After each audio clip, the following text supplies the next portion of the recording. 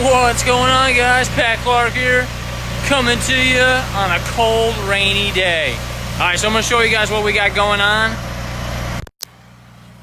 Alright, so we're doing the porch. Well, we're doing everything, right? We're doing the gutter brightening with gutter butter. We got the porch going on. We're doing these windows. We're doing the house wash. But I'm going to show you guys over on the porch where he's rinsing and how we did that in a minute.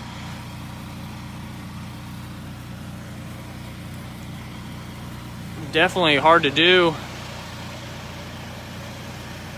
one-handed, but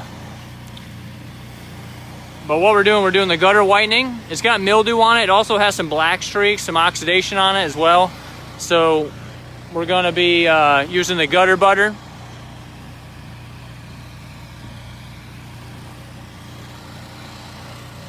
What I'm going to do is pre-treat this, that way I can get ahead of him so he can come back here and rinse while I explain the porch situation that we got going on.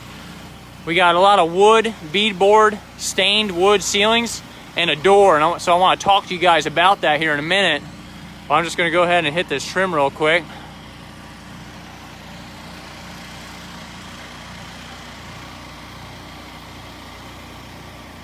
Look at those windowsills. Ooh, delicious.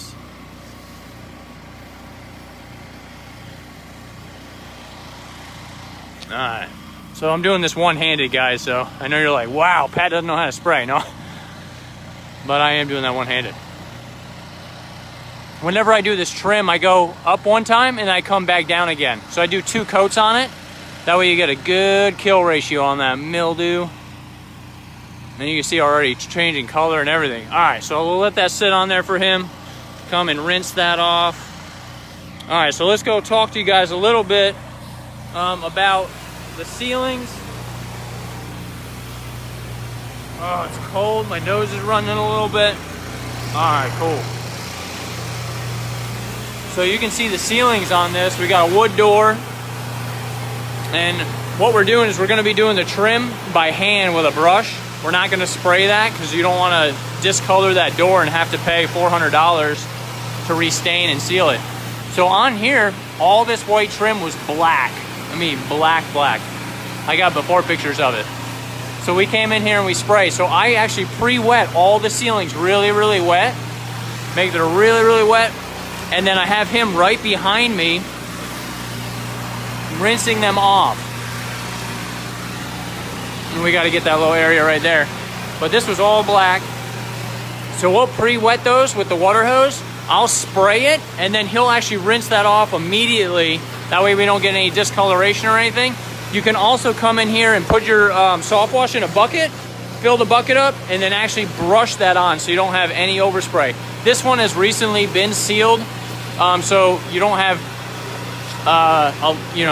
probably 70% potential of discoloring it. This one's actually holding up very well.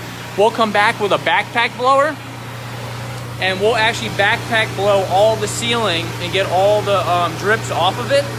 And then that way there's no water spotting as well. You can also use like a window mop and actually wipe them off and then backpack blow them. That way you don't have any staining or anything. Because you can have, just from the water spots on some of these ceilings, if they're not taken care of, they'll spot as well. Alright, so he's rinsing right there. We got Japanese maples. We're also going to be doing a deck restore on this wood deck.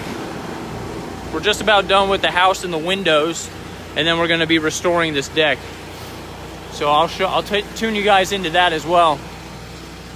Man, Gutter Butter does a good job on those gutters. And it's cold. A lot of times with,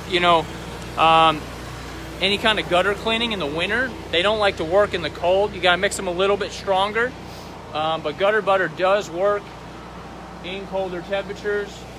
Looking at all the cracks and crevices, making sure he's getting in there. All right, cool. Well, I'll tune you guys back in on the deck, but hope that little tip helped with the beadboard ceilings, using the backpack blower and our window mop to go ahead and just wipe those off and then dry them. So I'll see you guys in a little bit on the deck restore.